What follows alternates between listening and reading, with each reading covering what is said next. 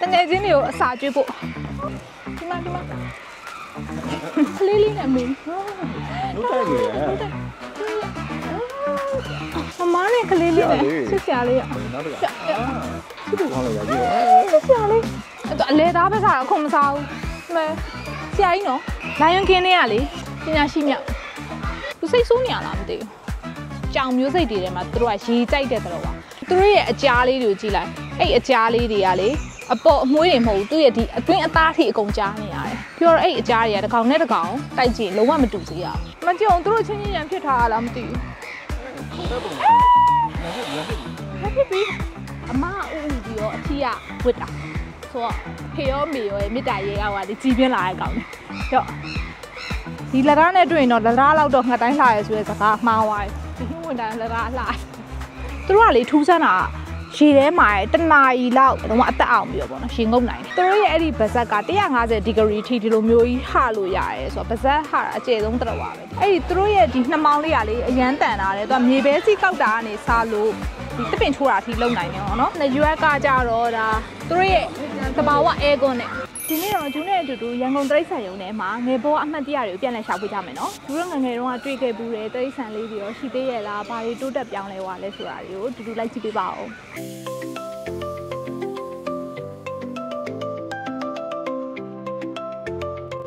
။ဒီသမင်လေးတွေကမြမရွှေသမင်နဲ့ဘယ်နိုင်ငံမှာမှဒီလိုမျိုးစိတ်ကိုမတွေ့ရအောင်မြန်မာနိုင်ငံမှာပဲရှိရပါတော့။သူတို့ကိုဒီရွှေဆက်တော်ကဘေးမဲ့တော်နဲ့ရွှေဘိုခိုင်မှာရှိရဲ့ဘေးမဲ့တော်နှစ်ခုမှာပဲဒီလိုမျိုးစိတ်တွေတွေ့ရတယ်။သူကတစ်ခါမွေးမှလည်းတစ်ကောင်မွေးတာတမှုရှိရပေါ့နော်။ဂျိုးပါတာလေးတွေကအထီးဂျိုးမပါတာလေးတွေကအမအဲ့ဂျိုးကလည်းရှည်တာအယမ်းမြန်တယ်။တစ်နှစ်တစ်ခါဂျိုးအစ်စ်လေ။ဖတ်ကြမယ်။သွားကြည့်လိုက်သူတို့မျက်လုံးကလေ CCTV နဲ့တူတယ်နော်။အပြင်ကိုထွက်နေရလေ။သူတို့မျက်လုံးကလည်း360ဒီဂရီထိမြင်နိုင်တယ်တဲ့သူတို့ဆွဲပြီးလူစားနေကြပြီနော်မောင်နှစ်ကောင်ခတ်နေရတယ်လားမလေးရကြည့်အမြင်ပဲရကြည့်အရွှေကြီးပဲဟိုဘက်ကိုပြစ်မလို့ပါဆိုရော့စားတဲ့ကောင်တွေကအောက်မှာဆိုဟုတ်ရော့ဟာမလားမရှိတော့ရော့ဟာကင်မရာမကိုက်ထားလိုက်သူကအစာကုန်မှမသိတော့မလားတော့ဘူးကြည့်သူတို့ဟန်နဲ့ပန်းနဲ့ဖြစ်သွားတယ်သူကြည့်လိုက်သူတို့ရဲ့အမီလေးတွေလေအမီလေးတွေကငြိမ်နေရလေအဲ့ငြိမ်နေတဲ့ဟာကသူအန်ရီမရှိသေးဘူးပေါ့နော်တကယ်လို့သူတို့ကအန်ရီရှိရဆိုလို့ရှိရင်အမီလေးတွေအပေါ်အောက်ရမ်းပြီးတော့အချင်းချင်းအချက်ပြတာလေသမင်လေးတွေရဲ့ဟန်ပန်မူရာလေတောကောင်တွေထဲမှာဆိုရင်သူကအငင်သာဆုံးလှုပ်ရှားမှုနဲ့အိမ်တွေရှိဆုံးလှုပ်ရှားမှုလေသူကတကယ်အိမ်တွေရှင်လေးသူကလေပြေးတာအရမ်းမြန်တာလေဒါမဲ့သူတို့သားကောင်တွေလိုက်လို့ရှိရင်မိရလေ Joe Discovery မှာတွေ့ဘာဖြစ်လို့လဲဆိုလို့ရှိရင်သူတို့ကပြေးတာမြန်နေမယ်သူတို့အလိုက်ခံနေရပြီဆိုလို့ရှိရင်သူကသားကောင်စိတ်ဝင်သွားတာပေါ့နော်ကြောက်စိတ်ဝင်သွားပြေးတဲ့နေရာမှာအချိန်ရော့သွားတော့သူတို့6တည်းနှီးသွားပြီးတော့သူတို့လိုက်လို့မိသွားတာတကယ်ပြေးနိုင်တဲ့ speed တိုင်းပြေးလို့ရှိရင်သူတို့မဲလိုက်ဖို့ခက်တယ်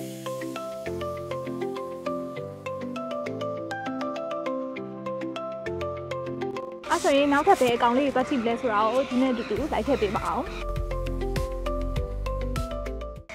ဒုံကီကဘာကြွေးရလဲဒုံကီကြောက်ဘယ်သူမှကြွေးမဲ့လို့မရှိချတောင်းတာလားနှာမှုတ်နေရတွေ့လားစိတ်ဆိုးနေရလားလှအကြားလေးနဲ့နော်ဂုတ်ကြားလေးနဲ့လှတောင်းကီလေးရေဒါတော့စက်ကလေးပေါ့နော်စက်ကလေးတော့မဟုတ်စက်အကြီးပဲမကြုံသူတို့ချင်းရံဖြစ်ထားတာလားမသိဘူးပေါင်နေရဲ့ဟိုကောင်လေးမှာတနာပါတယ်သူရဲ့ဂျိုရီကိုတခါလေးကျရင်တမင်တကာဖြတ်ပေးရတယ်တဲ့ဟိုအချင်းချင်းရံဖြစ်ရင်လေခိုးမိမှာဆိုလို့အရန်ချွန်နေတဲ့ဂျိုရီဆိုဖြတ်ပေးရတယ်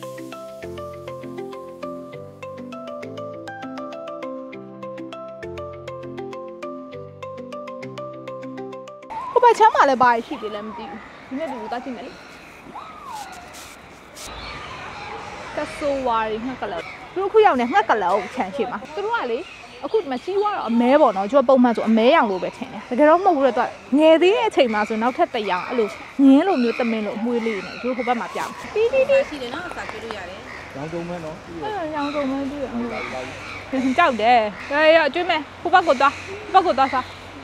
ရတကောင်မစားရအောင်ဖြစ်ပြီဟဲ့နောက်တလုံးရဒီမတဲ့နေဟိုကောင်နေမစားနဲ့နော် အလုံးလိုက်ခွန်မသားနော် အဲ့ခွန်မသားအလုံးလိုက်မျိုးစားအေးရဒီလာလာ ကောက်ရိုးလေးနဲ့တူ ဟမ်အေးလက်နေသူကလက် သူ့ဘယ်နဲ့ပြတယ် မဟုတ်ဘူးသူကကြီးတဲ့ကောင်မှတက်လားနေတဲ့ကောင်တွေကမစားရဘူးသူတိုက်ခိုက်တယ်ခင်ဗျအစားအတွက်လေနော်အဲ့ဒါလာသားတွေကိုခွဲထားတာလာသားလေးပေါ့နော်၄-၅လာသားအရွယ်လေးကကြတော့အယောင်လေးကတစ်မျိုးလေးလို့တမင်မွေးလေးနဲ့တူရနော်ပြတိစားမယ်ဒီအဲ့ပြမြောက်သူကအစာလူတယ်ဟာရန်နောက်တစ်လုံးဒီမှာအမအူပြီးတော့အထီးကဝစ်တာ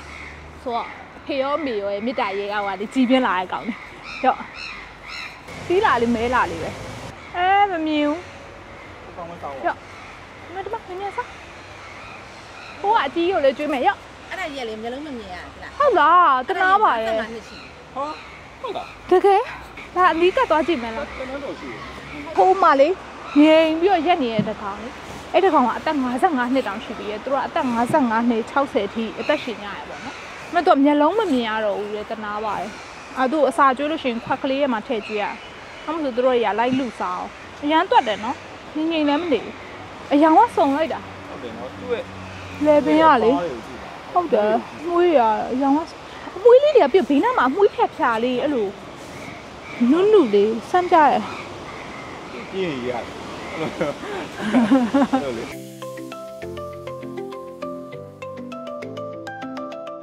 ပြုံးဝင်လာလား ဟိမဝင်တာလက်ဒါလက်ဒါလောက်တော့ငှက်တိုင်းလှရဲဆိုတာမှားတယ်ဒီလက်ဒါကတော်တော်လှရဲလို့ ရုပ်ရှင်တွေကအကောင်နဲ့ ခေါင်းတော့မမြောက်ဆိုတိန်းငန်းနဲ့တောင်ဆင်သေးရယ်နော်ဒီလက်ဒါနဲ့တွေ့ရင်တော့လက်ဒါလောက်တော့ငှက်တိုင်းလှရဲဆိုတဲ့စကားမှားသွားတယ်ဒီဟိဝင်တာလက်ဒါလှ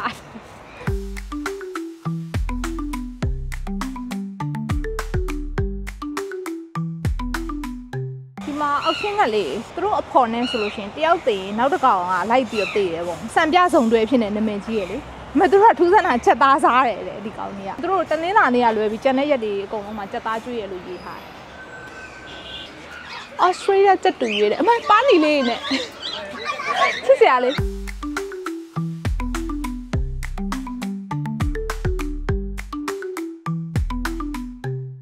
မိချောင်းလေးရှိတဲ့နေရာကိုရောက်နေပါပြီ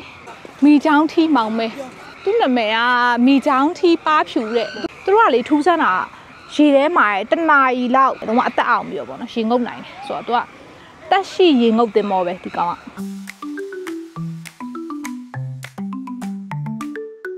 ဒီကောင်လေးကဟိုပါဇက်တွေကလည်းအရန်တန်တယ်လေသူတို့ရဲ့ဒီမေးရိုးနဲ့ကြိုက်တဲ့ဆွမ်းအားကတရိတ်ဆန်တွေထဲမှာဆိုရင်အတန်ဆုံးပဲတဲ့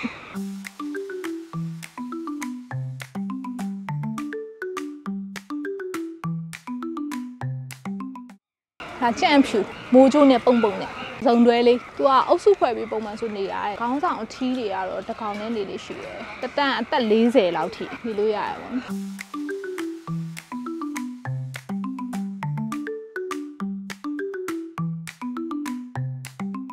ဒီကောင်လေးကကြံ့တူတော့တဲ့စင်နဲ့ကြံ့နဲ့ဆက်ထားရုပ်လေးနှစ်ခေါင်းနှစ်မောင်းတူလေးလည်းပါသေးတယ်တကောင်နဲ့နေရတယ်ညဘက်ကြတော့မှအစာရှာဟိုမှာရင်မြင်းရေထဲမှာစိန်နေအာဖရိကမှာဆိုရင်ရေမြင်းတွေကလေအန်နီယရှိဆုံးသတ္တဝါတွေထဲမှာပါတယ်တဲ့သူတို့ကရေထဲမှာဆိုရင်အဲ့လိုလိုက်တာလေအရမ်းမြန်တော့အာဖရိကအဲ့လိုရေရှိတဲ့နေရာတွေဆိုရင်သူတို့ကအန်နီယရှိတဲ့သတ္တဝါတွေမှာပါတယ်ရေမြင်းတွေရဲ့ခန္ဓာကိုယ်မှာလေတစ်ခါလေကြာအဲ့လိုအနီရောင်အရေလေးတွေတွေ့ရမလားအဲ့ဟာတဲ့သူသွေးထွက်တာမဟုတ်ဘူးတဲ့အဲ့လိုမျိုးအနီရောင်ကြီးကသူတို့သဘာဝတရားပေးထားတဲ့စမ်းခွင်နဲ့အဲ့အနီရောင်အရေနဲ့သူတို့ရဲ့အသားရည်ကိုထိမ့်သိမ့်တာပြီးတော့ထူးဆန်းတာသူတို့ရဲ့အဲ့ဗဇက်ကလေ310 degree ထိဟုတ်ပါဘူး310မဟုတ်ပါ310မဟုတ်ပါလေ150သူတို့ရဲ့အဲ့ဒီဗဇက်က150 degree ထိဒီလိုမျိုးကြီးဟလို့ရတယ်ဆိုတော့ဗဇက်ဟာအကျယ်ဆုံးတစ်ဝါပဲ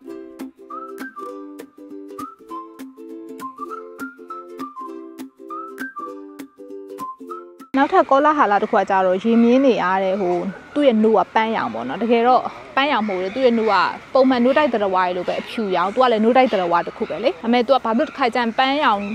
အရေလေးရလဲဆိုတော့သူ့ရဲ့ခန္ဓာကိုယ်ကအဲ့ခုနကပြောတဲ့ sun cream ထွက်တဲ့ခါကြလို့ရှိရင်ကြားတယ်ချွေးပေါ့နော်အဲ့ချွေးနဲ့သူ့ရဲ့နှုတ်နဲ့ပေါင်းသွားတဲ့ခါကျန်ပန်းရောင်အရေလေးဖြစ်တာလူတွေကရေမြင်းရဲ့နှုတ်ကပန်းရောင်ဖြစ်တယ်ဆိုပြီးတော့ထင်ကြတကယ်တော့ရေမြင်းရဲ့နှုတ်ကပန်းရောင်မဟုတ်ဘူးနော်ဖြူရောင်ပဲအိတ်နိုင်နေရလားမသိ ငါပြောသေးအများကြီးကျွတ်ထားတော့မစားဘူး ဟိုတို့မစားတော့ဘူး မစားတော့ရှင်နဲ့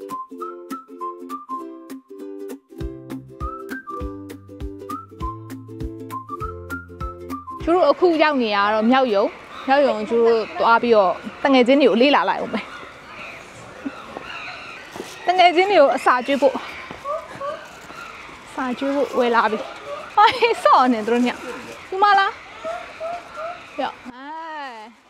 ဟာတော့လေတားမိလား ငယ်လေး ကလေးလေးကိုပေးလိုက်တယ် ဟောယောစားသူစားရယ်ယောမယူမလား မိမိကြောက်ဝါးကြီး သူမခွာတတ်ဘူးထင်တယ် ဟိုအကြီးဝယ်ပေးရမယ် ယောအကြီးဟာဘာလို့လဲပြန်ကောက်ကျွေးမယ်ကွာယူတော့ကလည်းနှစ်မျိုးစရာကြီးယော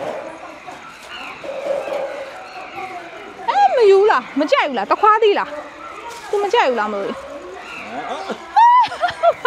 ဒီမြအချင်းနော်ဟာလား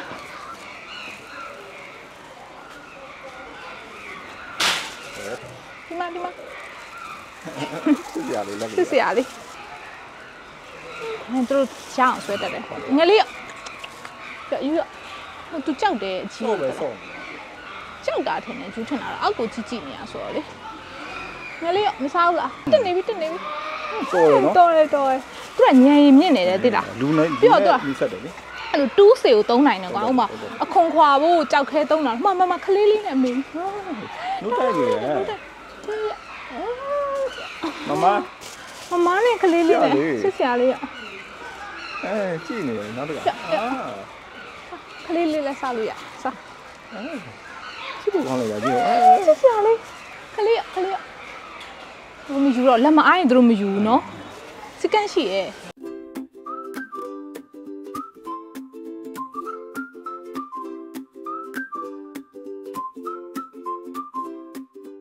ယူလားခိုင်းလားအမေရလေဟဲ့ တက်ကပါလေ အမေကစားချိတ်ပြီးတော့သွားတာ ဒီကိုချိတ်ပြီးသွားတာဟဲ့စေးပေါက်ဟုတ်တယ်မလား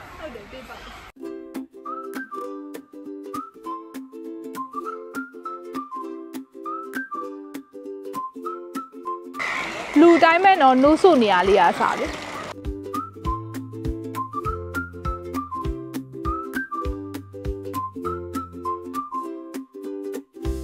မြောက်ကလေးတွေကတန်းရှာနေရတော့ဘာလို့တွေ့ရမလားအဲ့ဟာမျိုးဆိုရင် तू ကအချင်းချင်းနဲ့ friendship တိစောက်နေရတယ်သူတို့ချင်းချင်းကဒါတန်ရှင်းလောက်တာအပြင်နောက်ထပ်သူတို့ချင်းချင်းရင်းနှီးမှုရအောင်လုပ်နေရပါတော့စုပြီးတော့အတင်းတုပ်သူတို့ကတို့လေး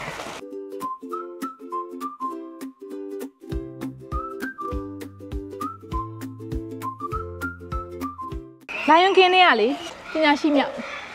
ဇင်ဘာဘွမှာလဲအဲ့တော့အလဲသားပဲစားတော့အခုမစားဘူးမဲဆရာကြီးနော်ရော့ဆရာကြီးစားမလားစားလေတော့ပြီလားဆရာကြီးထား ဆရာကြီးထားနေလုံးဝပညာရှိထား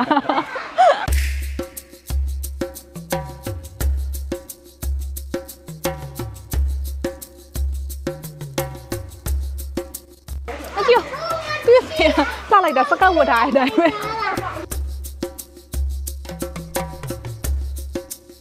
အခုကျတို့မြောက်ရင်မှာနေပြီးတော့ကြားရချင်းသေးတွေရှိရဲ့နေရာကိုသွားပါမယ်ကျတို့နဲ့တူတူလိုက်ကြည့်ပေးပါဦးဒီမှာကကိုကခြေချင်းပတ်ရတာညောင်းနေဆိုလို့ရှိရင်ဘက်ဂီတို့စပိန်တို့နဲ့လည်းသွားလို့ရတယ်ပေါ့နော်ဘက်ဂီကကြတော့သူကခီးစဉ်တစ်ချောင်းကိုမိနစ်30မောင်းပေးရဲအဲ့ဒါကကြတော့1000နဲ့စပိန်ကကြတော့ခလေးရောလူကြီးရောမိနစ်30ကိုစပိန်ဆိုလို့ရှိရင်2000ပဲရှိရပေါ့နော်ဘက်ဂီကကြလူအများကြီးတော့စံတယ်သူကတိတ်ဆန်ဝင်းတစ်ပတ်လုံးမောင်းပေးပါတယ်တဲ့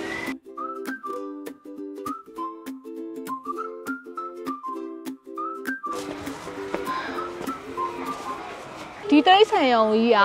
တိဆောက်ခဲ့တာနှစ်ပေါင်း120တောင်မှရှိပြီကိုလိုနီခေတ်မှာတော့တဲ့တောရိုင်းတရိတ်ဆန်တွေကိုဖမ်းလာပြီးတော့ဒီရန်ကုန်မြို့ရဲ့ဒီပြတိုက်တစ်ခုမှာထားရနေပြီးတော့လူတွေကစိတ်ဝင်စားတော့အရန်ကိုလာကြည့်ကြ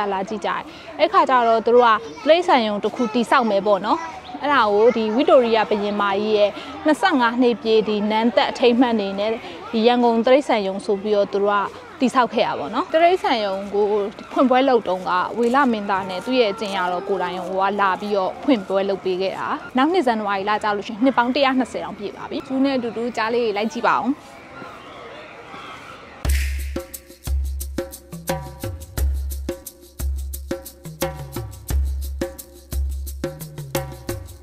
ပူတူးကြီးပဲ တူးနဲ့ပို့တူးရနော်ဟာ နော် ဒီတက် ပူတူးနဲ့ပို့စင်တယ်ဟိုဟာဘီကကြက်တက်နဲ့ပို့စင်ပူတူးကြွတ်တွေးလို့ဖြစ်နေရဲ့ရော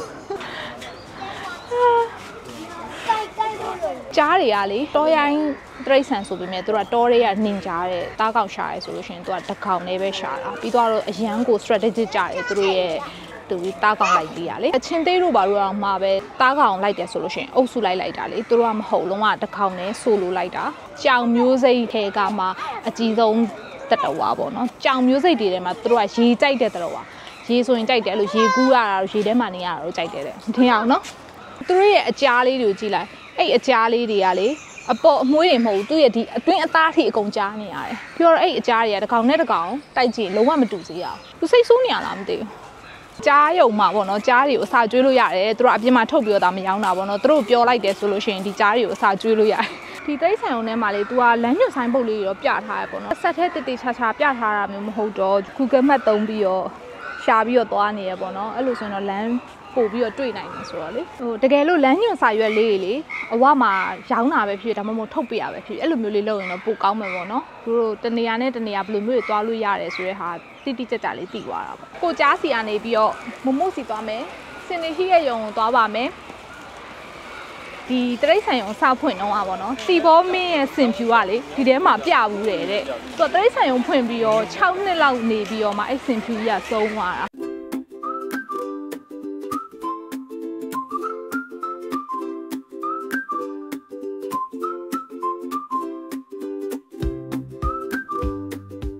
စင်လေးတွေကိုကြံကျွေးမယ်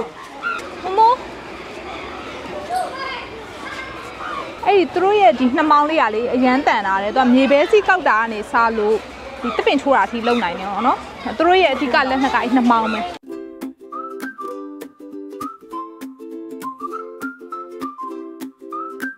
ခြေကွင်းခတ်ထားတဲ့ဟာလေးလေအဲ့ဟာလေးတွေကသေးတယ်ကွာတကယ်ဆိုသူတို့ကယုံနိုင်တယ်ဒါပေမဲ့သူတို့ငယ်ရွယ်စဉ်အချိန်တွေကအဲ့ခြေကွင်းဆိုင်ပဲခတ်ထားတော့ငယ်တော့ကကြတော့အားနေတော့မယုံနိုင်ဘူးမယုံနိုင်တာကိုသူကကြီးစီထိ memory ထဲမှာဆွဲသွားပြီးခြေကွင်းသေးသေးလေးကိုလည်းသူကအခုမယုံကြည့်တော့ပဲအဲ့သေးလေးနဲ့ပဲသူတို့ခတ်လို့ရတယ်ရွက်ကကြတော့ဒါသူတို့ရဲ့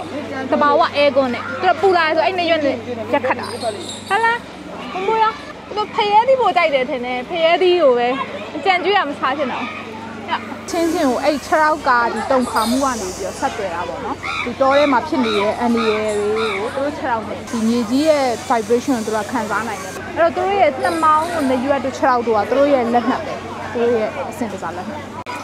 ရေရွှမ်းလာကြိုက်တယ်ရေရွှမ်းလာကြိုက်တယ်နေရောနှိုက်နေရတော့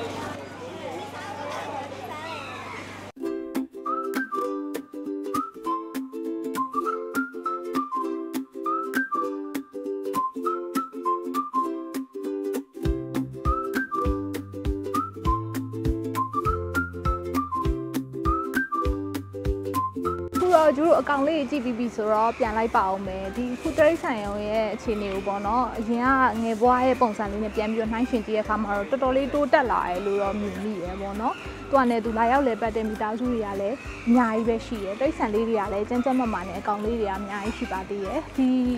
activities လေးကတယောက်ကိုဝင်ကြီး2500နဲ့ဆိုတာတန်တယ်လို့ပြောရမယ်ပေါ့နော်မိသားစုတွေလဲပတ်ချင်တဲ့အေးအေးစစ်စစ်နားနေချင်တယ်ဆိုလို့ရှိရင်ဒီနေရာလေးကိုရွေးချယ်ဖို့အတွက်အကြံပြုချင်ပါတယ်အဲ့တော့တတမီမီလေးတွေရဲ့အကြောင်းပိတ်ရက်မှာတိတ်ဆန်ရုံလေးကိုလိုက်ပို့ဖို့အတွက်မမေ့နဲ့အောင်နော်အားလုံးပဲနောက်ထပ်ဗီဒီယိုမှာပြန်တွေ့ပါမယ်တက်တာ